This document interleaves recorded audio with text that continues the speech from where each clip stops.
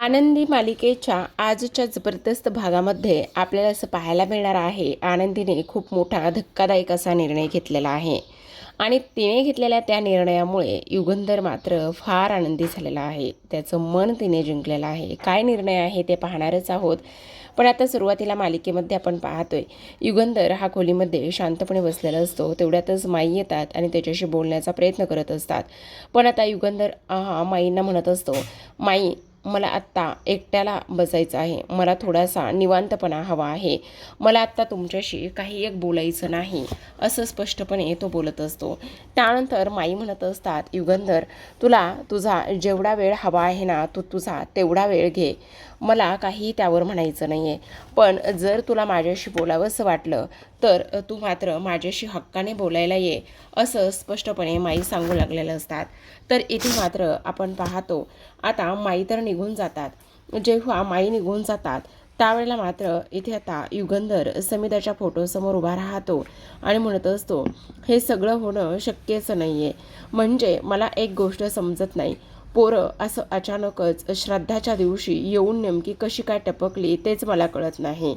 आणि त्याहूनही सगळ्यात महत्त्वाची गोष्ट म्हणजे इथे आले आणि त्याचबरोबर हा सगळा राडारपाटा त्यांनी केला आहे. ह्या सगळ्या गोष्टी होणं कसं काय शक्य आहे, असं सुद्धा आता इथे ते बोलत असतात. आणि हे सगळं काही बोलल्यानंतर आता मात्र युगंधर विचार करायला लागलेले असतात की हे सगळं कसं काय शक्य आहे.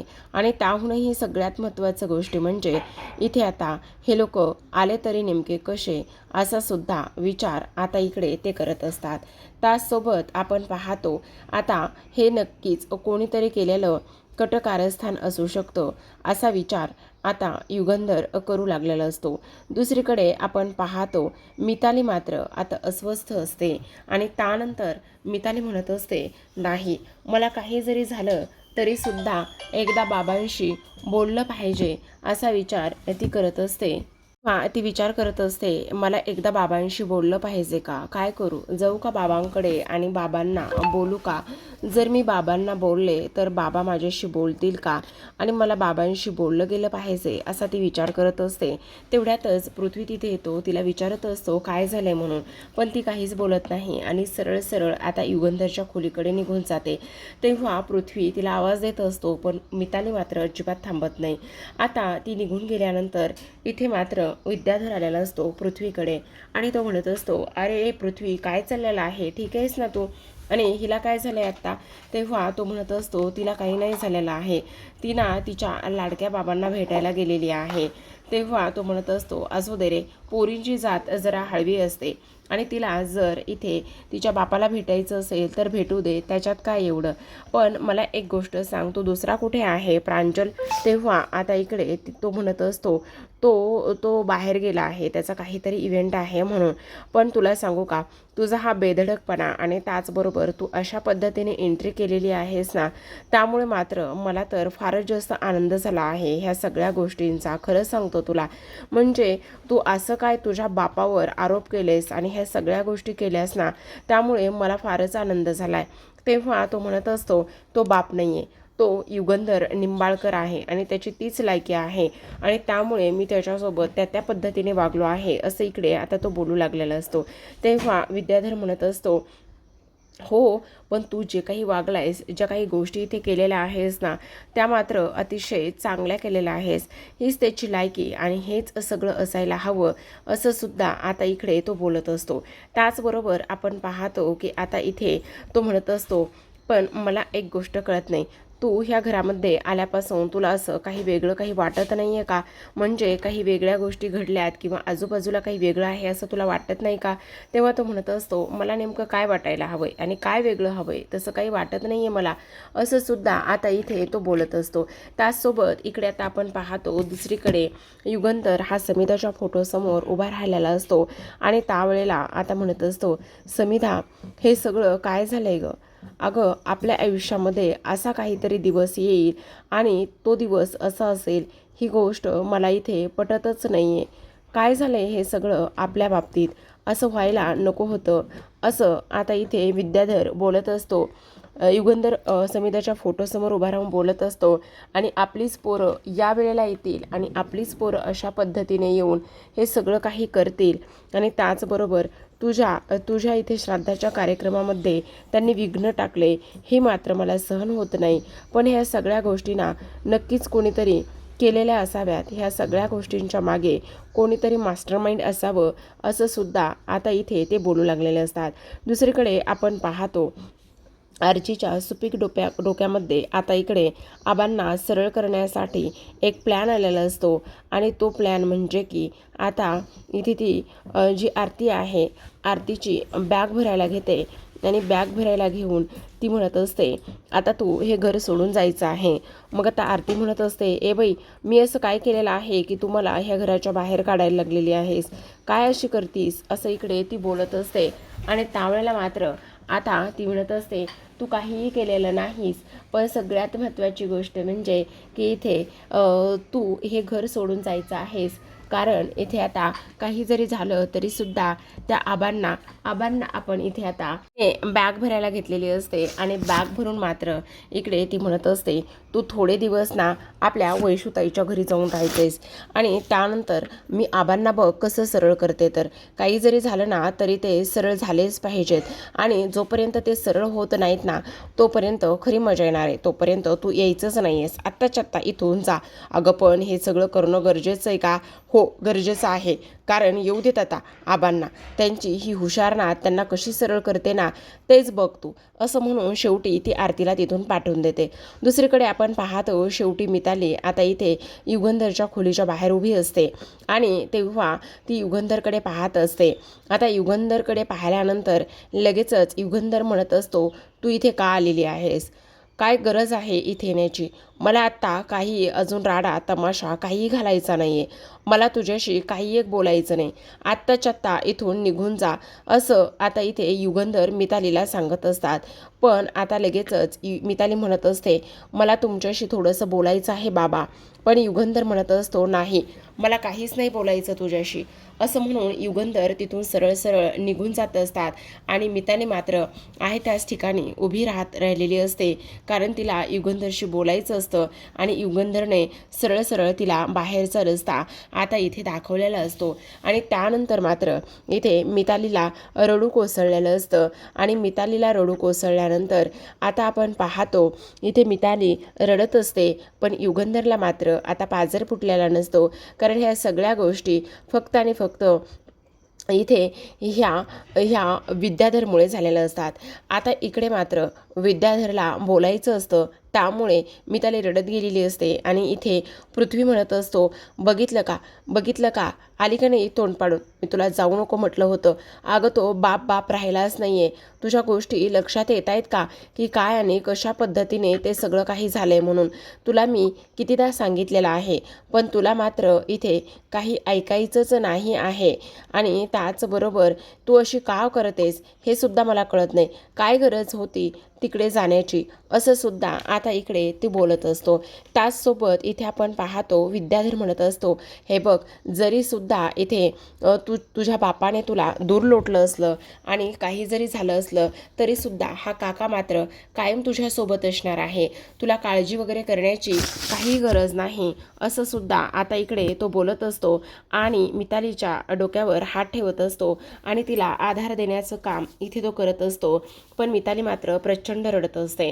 त्याच वेळेला अगं असू दे, अगं तुझा बाबा जो आहे ना त्याला प्रचंड राग आहे आणि त्याला प्रचंड राग असल्यामुळे ना इथे आता तो अशा पद्धतीने वागत आहे, असं सुद्धा आता इकडे तो बोलत असतो. त्याच वेळेला आपण पाहतो की इकडे हा पृथ्वी म्हणत असतो, तो बाप नाही आहे, तो फक्त आमच्यासाठी एक युगंधर निंबाळकर आहे, असं बोलल्याबरोबर दुसरीकडे मात्र युगंधर रागातच खाली आलेला असतो. आणि जेव्हा युगंधर खाली रागातच येतो त्यावेळेला मात्र विद्याधर ताबडतोब खाली ये, ताबडतोब खाली ये असं म्हणून तो आता आवाज देऊ लागलेला असतो.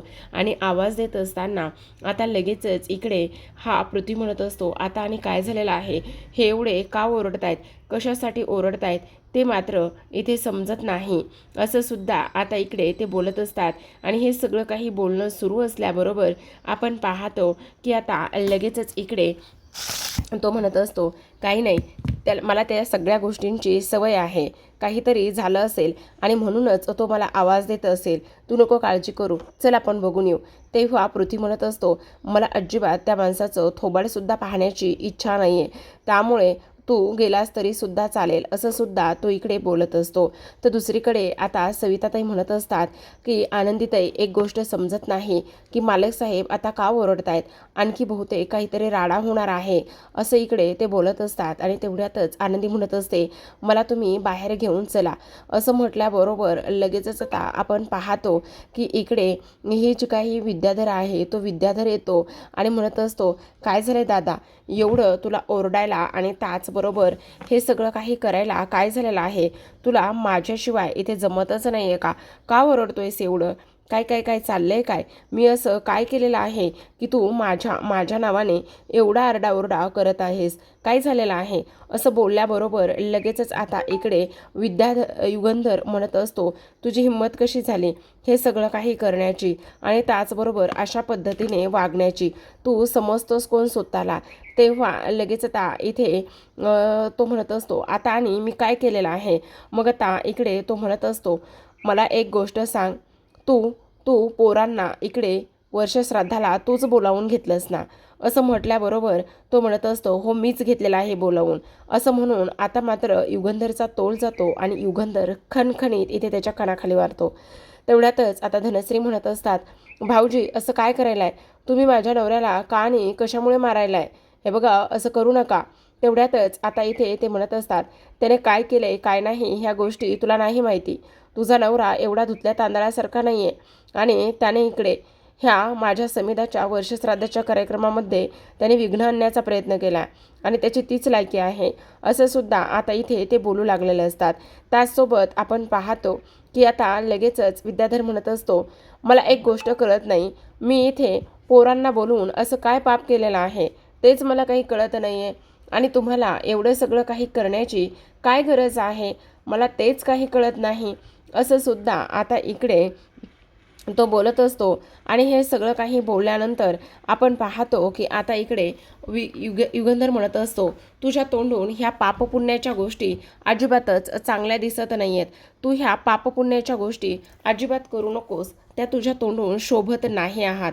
आणि त्यानंतर मात्र इथे हा जो काही युगंधर आहे तो युगंधर पुन्हा एकदा त्याचं थोबाड फोडत असतो आणि थोबाड फोडल्यानंतर म्हणत असतो, तू ह्या अशा खालच्या थराला जाशील असं मला वाटलंच नव्हतं, का वागलास असं, बोल ना, का वागलास का असं. मग आता शिल्पा म्हणत असते, हे बघ जरा शांत बसणार आहेस का तू, काय चाललेलं आहे तुझं, हे बघ असं काहीही करू नकोस, जरा तरी शांत बस. पण तेवढ्यातच आता आपण पाहतो की इकडे तो म्हणत असतो, मी फक्त पोरांना त्यांच्या आईचं श्राद्ध इथे व्यवस्थित व्हावं म्हणून बोलवलं आहे, तर तुला एवढं काय खटकायला लागलेलं आहे.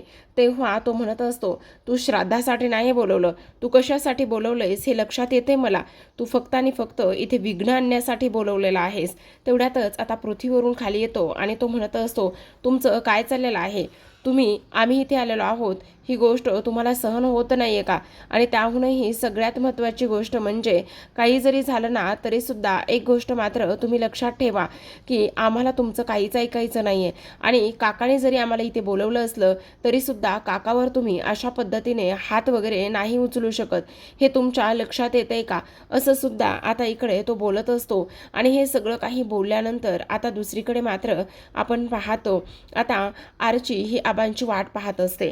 तेवढ्यातच आबा येतात आणि आबा आल्यानंतर आरचीचा हा ड्रामा सुरू झालेला असतो. आणि आरचीचा हा ड्रामा सुरू झाल्यानंतर इथे लगेचच ती म्हणत असते, आबा खूप मोठा प्रॉब्लेम झालेला आहे आणि आबा मला आता कळत नाही काय करावं म्हणून. तेव्हा आता लगेचच इकडे ते म्हणत असतात, का काय झालेलं आहे, अहो दीदी घर सोडून निघून गेली काय, हो, ती कंटाळली. कारण तिला इकडे तुमचा राग आणि हे सगळं सहन होईना म्हणून ती सोडून गेली. असं म्हटल्याबरोबर लगेचच आता आबा म्हणत असतात, काय असं कोणी घर सोडून वगैरे जातं का? वेड लागलंय का? काय काय चाललंय काय तिचं? आणि ती घर सोडून का बरं निघून गेलेली आहे? असं बोलल्याबरोबर लगेचच आता इथे ती म्हणत असते, काय करणार बिचारी? किती दिवस अशी जगत राहणार इथे? कारण तुम्ही तर तिला इथे बोलत नाही आहात. तेवढ्यातच आता इकडे ते म्हणत असतात, बाई आरती माझी कुठे गेली असेल? काही जरी झालं ना तरी सुद्धा माझी आरती इथे असायला हवी. अगं अगं मी तिच्यासोबत बोललो असतो ना, पण ती घर सोडून का बरं गेलेली आहे? मग तारची म्हणत असते, काय करणार मला तर कळत नाही. मी तिला खूप थांबवण्याचा प्रयत्न केला, पण तुम्हाला सांगू का, बॅग उचलली आणि गेली निघून. आता मात्र इथे आबांना खूप टेन्शन आलेलं असतं, कारण हा सगळा प्लॅन आपल्या आर्चीचा असतो. दुसरीकडे आता पाहतो तर काय, पृथ्वी मात्र युगंधरवर पुन्हा आवाज चढून बोलत असतो आणि म्हणत असतो, ह्या सगळ्या गोष्टीशी तुमचा काही एक संबंध नाही आहे. तुमच्या गोष्टी लक्षात येत आहेत का? तुम्ही असं कसं वागू शकता तेच मला काही कळत नाही. तेवढ्यातच आता इकडे तो म्हणत असतो की जरी आम्हाला काकांनी इथे बोलवलं असलं तरी सुद्धा तुम्ही त्याच्यावर हात उचलून आवाज चढवून नाही बोलू शकत आहे. तो आमचा काका आहे. असं बोलल्याबरोबर आता मात्र इथे हा युगंधर म्हणत असतो, एवढा काकाचा पुळका आहे का तुला? काकाचा एवढा पुळका आहे तुला? आणि तू कोणाशी बोलतोयस हे कळतंय का? तू युगंधर निंबाळकरांशी बोलतोयस, कळलं? आणि हे असले तुझे हे नाटके आणि ह्या सगळ्या गोष्टी अजिबात खपून घेतल्या जाणार नाही, समजलं तुला? आणि त्याचबरोबर इथे ह्या आवाज चढवून आणि माझ्याच घरामध्ये उभा राहून माझ्याशी असं बोलल्यालं मला हे सुद्धा चालणार नाही, असं सुद्धा आता इकडे ते बोलत असतात. तेवढ्यातच आता मात्र इथे शिल्पा माई ह्या दोघांना शांत करत असतात, गप्प बसण्याचं पूर्ण सांगत असतात. पण इथे इथे जो पृथ्वी आहे तो सुद्धा गप्प बसत नसतो आणि म्हणत असतो, मला तुमचं काहीही ऐकून घ्यायचं नाही आहे. कारण इथे तुम्ही आमच्यासाठी फक्त एक युगंधर निंबाळकर आहात. तुमचा आणि आमचा काही एक संबंध नाही, असं सुद्धा आता इथे ते बोलू लागलेले असतात. आणि त्याच वेळेला आता मात्र इथे ह्यांना खूप मोठा धक्कासुद्धा इथे बसत असतो. कारण कितीही नाही म्हटलं तरीसुद्धा इथे आता पोटच्या पोरानेच अशा पद्धतीने वागलेलं असतं. आणि पोटच्या पोराने अशा पद्धतीने वागल्यानंतर आता हा सगळा काही गोंधळ इथे आता सुरू झालेला असतो. तर आता प्रेक्षकांनो, इकडे मात्र युगंधर खूप मोठा निर्णय घेतो. तो म्हणत असतो, जर तुम्हाला एवढाच माझा आहे, तुम्हाला तुमचा स्वाभिमान एवढाच प्रिय आहे, तर मी एक गोष्ट तुम्हाला सांगतो. काही जरी झालं ना तरीसुद्धा तुम्ही आता माझ्या घरामध्ये अजिबात राहायचं नाही. तुम्ही माझ्या घरातून ताबडतोब निघून जायचं आहे, असं सुद्धा तो इथे बोलत असतो. आणि त्यानंतर मात्र इथे हे सगळं काही होत असताना आता युगंधर जे हवन केलेलं असतं त्या हवनातली राख घेतात आणि त्या हवनातली राख घेऊन आता खाली सोडत असतात. आणि खाली सोडूनच म्हणत असतात, काही जरी झालं तरीसुद्धा एक गोष्ट मात्र व्यवस्थित लक्षात ठेवायची आहे. आजपासून तुम्हा लोकांना माझ्या ह्या घरामध्ये जागा नाही आहे. तुम्हाला मी मुलं म्हणून स्वीकारत नाही आणि तुम्ही मात्र माझ्या ह्या घरातून निघून जायचं आहे, असं सुद्धा इकडे आता तो स्पष्टपणे बोललेला असतो. आता हे सगळं काही बोलून झाल्यानंतर मात्र इथे माईला खूप मोठा धक्का बसतो. आणि माईला एवढा मोठा धक्का बसल्यानंतर आता ह्या युगंधरला कसं थांबवावं, काय करावं कोणालाही समजत नसतं. आणि तेवढ्यातच आता तो विद्याधरला आणि इथे पृथ्वीला घरातून जायला सांगत असतो. पण तेवढ्यातच आनंदी येते आणि आनंदी म्हणत असते, थांबा. आता आनंदीचा आवाज ऐकल्याबरोबर सगळेजण आनंदीच्या त्या आवाजाकडे पाहत असतात. कारण आनंदी जेव्हा येते तेव्हा मात्र सगळ्यांचं लक्ष तिकडे गेलेलं असतं. पण आता प्रेक्षकांनो, आता खूपच इंटरेस्टिंग असं होणार आहे बरं का. आनंदीमुळे पुन्हा एकदा सर्वजण एकत्र येऊन समिधाच्या फोटोसमोर उभे राहणार असतात आणि त्यानंतर मात्र इथे प्रार्थना करणार असतात. आनंदी म्हणत असते, समिधाताईंच्या आत्म्याला शांती लाभण्यासाठी आपण 2 मिनिटासाठी तरी इथे प्रार्थना करूयात. आणि त्यानंतर काही जरी झालं तरीसुद्धा इथे हे थांबवायला हवं आणि जे काही राग आहे, जे काही भांडणं आहे ती नंतर केली तरीसुद्धा चालेल. पण हा पृथ्वीच्या मनामध्ये प्रश्न आलेला असतो आणि पृथ्वीच्या मनामध्ये प्रश्न आल्यानंतर आता मात्र इकडे हा जो काही पृथ्वी आहे तो पृथ्वी मात्र विचारत असतो नेमकी ही मुलगी कोण आहे. पण आता प्रेक्षकांनो, जेव्हा युगंधर तिथून निघून जातो आणि युगंधर तिथून निघून गेल्यानंतर ह्या शिल्पाने मात्र एक गोष्ट ह्या पृथ्वीला आणि त्या तिन्ही मुलांना सांगितलेली असते की ही मुलगी दुसरी तिसरी कोणी नाही तर ह्या घरामध्ये काम करणारी एक साधी मोलकरीण आहे असं सांगितलेलं असतं. आणि तिला मात्र मोलकरणीच्या साड्या आणि हे सगळं काही दिलेलं असतं. तर आता प्रेक्षकांनो, आजच्या भागामध्ये एवढंच. उद्याचा भाग फार इंटरेस्टिंग आहे. उद्याच्या भागामध्ये आपण पाहणार आहोत सगळेजण जेवायला बसलेले असतात आणि सगळेजण जेवायला बसल्यानंतर आपण पाहतो की आता इथे मात्र ही आनंदी मोलकराच्या नोकरांच्या कपड्यामध्ये आलेली असते आणि जेव्हा ती नोकराच्या कपड्यामध्ये येते त्यावेळेला मात्र इथे आता युगंधरचं लक्ष आनंदीकडे जातं आणि युगंधर विचारत असतो, आनंदी हे सगळं काही काय आहे? तू हे नोकराचे कपडे का बरं घातलेले आहेस? आणि तेव्हाच आता इथे मात्र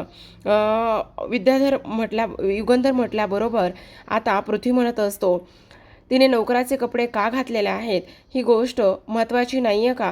कारण ती एक नोकर आहे, मग नोकर असल्यामुळेच नोकराचे कपडे ती घालणारच ना.